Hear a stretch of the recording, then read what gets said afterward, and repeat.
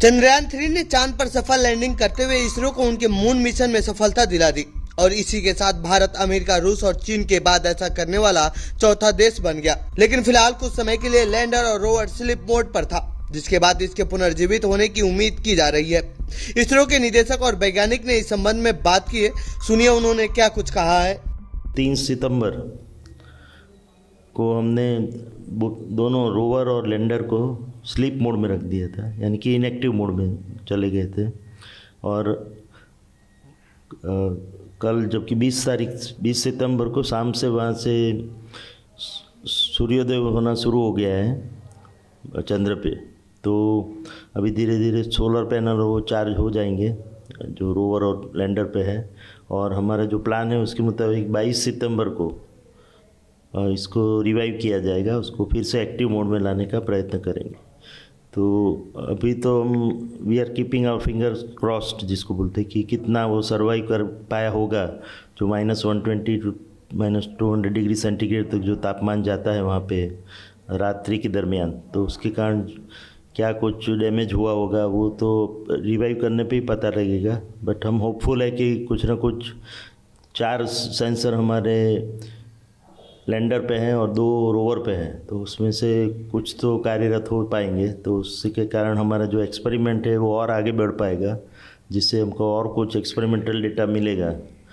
तो हम आशा रखते हैं कि हर बार की तरह इस बार भी हमारा नसीब काम करेगा और थोड़ा बहुत हमको और जानकारी मिल पाएगी, खास करके साउथ पोल पे, जहाँ पे कि हमने हमारा लैंडर उतारा है। तो वहाँ की ऐसे भी इंफॉर्मेशन बहुत ही कम अवेलेबल है डायरेक्ट इन सिटू ऑब्जर्वेशन के द्वारा। तो इस प्रयोगों के माध्यम से हमको आशा है कि हमको कुछ और इन्फॉर्मेशन मिल पाएगी और हम रोवर का मूवमेंट कर पाएंगे और लैंडर्स के पेलोड से भी अच्छी तरह से डेटा मिल पाएगा। तो अभी कुछ भी कहना जल्दबाजी होगा। अभी सूर्योदय होना शुरू हो चुका है, तो धीरे धीरे हमको पता लगेगा कि और 22 सितंबर को जब हम कमांड देंगे उसके बाद उसकी टेलीमेट्री देख के पता लगेगा कि कोई कौन सी सिस्टम ठीक से कार्यरत है, किस में कुछ प्रॉब्लम हो रहा है। तो अभी वो एक्सपेरिमेंट करना बाकी है और कल तक हमको राह देखनी पड़ेगी। स्टेप बाय स्टेप पहले लैंडर को एक्टिवेट करके और उसके बाद रोवर का प्लानिंग किया जाएगा, उसकी टेलीमेट्री देख के कि उसको मूवमेंट करा सकते हैं कि नहीं। तो पहले लैंडर और बाद में रोवर, इस तरह से मोस्टली उसका प्लानिंग होगा।